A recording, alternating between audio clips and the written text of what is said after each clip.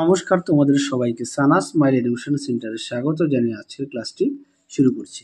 আজকে তোমাদের সঙ্গে আলোচনা করব তোমরা যারা ষষ্ঠ শ্রেণীর ফার্স্ট ইউনিট টেস্ট পরীক্ষা দেবে 2025 সালে, তোমাদের জন্য রায় ও মার্টিন প্রশ্ন বিচিত্র থেকে আজকে সমাধান করে দেখাবো ষষ্ঠ শ্রেণীর পরিবেশ ও বিজ্ঞান বিষয়ে মডেল নাম্বার 13, অর্থাৎ 13 নম্বর স্কুলের তোমাদের যে সমস্ত ছোট ও বড় প্রশ্নগুলি আছে তার সমস্ত প্রশ্নের উত্তরের সমাধান করে দেখাবো।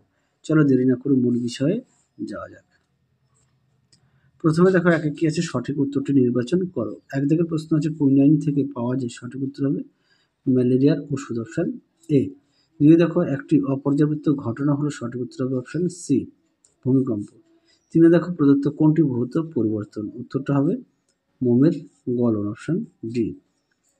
চারে দেখো স্ট্রেপ্টোমাইসিস হলো এক ধরনের ব্যাকটেরিয়া, অপশন এ।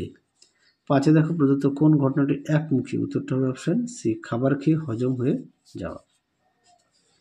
ছয় দাগের প্রশ্ন দেখো কোনটি অধাতু কিন্তু তড়িতের সুপরিবাহী, উত্তরটা লিখবে গ্রাফাইট, অপশন সি। সাথে দেখো তরল গ্যাসের দ্রবণের উদাহরণ হলো, সঠিক উত্তর হবে সোডা ওয়াটার, অপশন বি। আটে দেখো উকুন হলো পরজীবী, অপশন বি। নয় দেখো একটি নিষ্ক্রিয় গ্যাস হলো, সঠিক উত্তর হবে হিলিয়াম, অপশন বি। 10 দেখো তামার চিহ্ন হলো সিইউ, অপশন ডি। পরবর্তী প্রশ্ন দেখো কি আছে, দুই দাগের শূন্যস্থান পূরণ করো। একে আছে দই প্রস্তুতির জন্য দায়ী ব্যাকটেরিয়ার নাম হলো ল্যাক্টোব্যাসিলাস। পরটা দেখো দুই দাগের লোহায় মরচে ধরা একটি রাসায়নিক পরিবর্তন। তিন দাগ দেখো গাছের খাবার তৈরি করার সময় গাছ বাতাস থেকে কার্বন ডাই অক্সাইড গ্যাস গ্রহণ করে।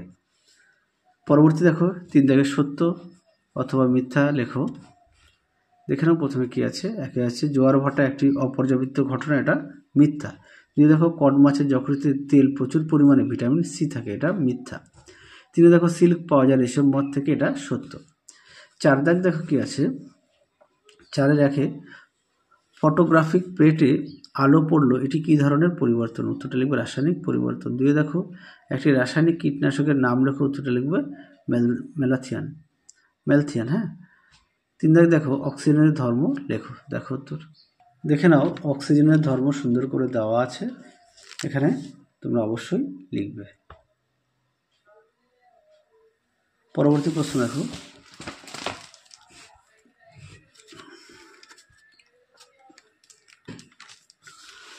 চার দাগ সংকেত লেখো। অ্যামোনিয়া হচ্ছে NH3 আর মিথেন হচ্ছে CH4।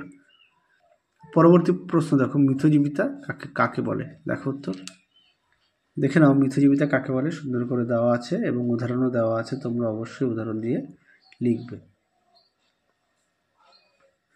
পরবর্তী প্রশ্ন দেখো ছয় দাগের লবণ জলের মধ্যে কোনটি দ্রাব, লবণ হচ্ছে দ্রাব আর দ্রাবক হচ্ছে জল। পরবর্তী দেখো সাত দাগের একটি সংকর ধাতুর উদাহরণ দাও, উত্তরটা লিখবে পিতল ও ব্রোঞ্জ। আট দাগ দেখো একটি তরল ধাতুর নাম লেখো, উত্তরটা লিখবে পারদ।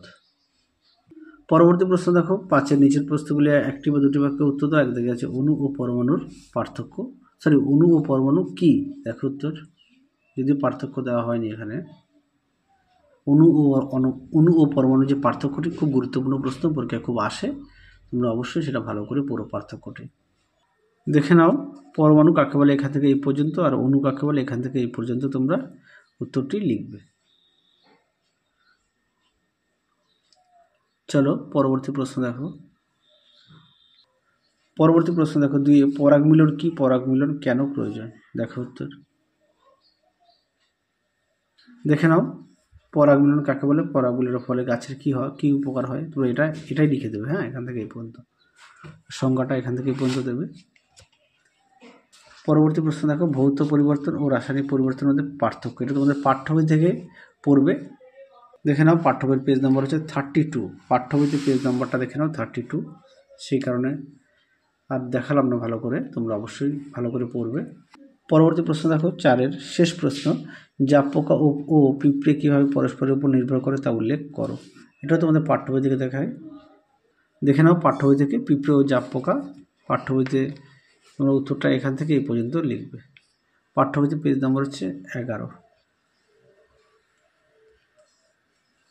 তাহলে চলো আজকের মতো এখানে সমাপ্ত করছি। আবার দেখা হবে খুব শীঘ্রই তোমাদের পরবর্তী ভিডিওতে।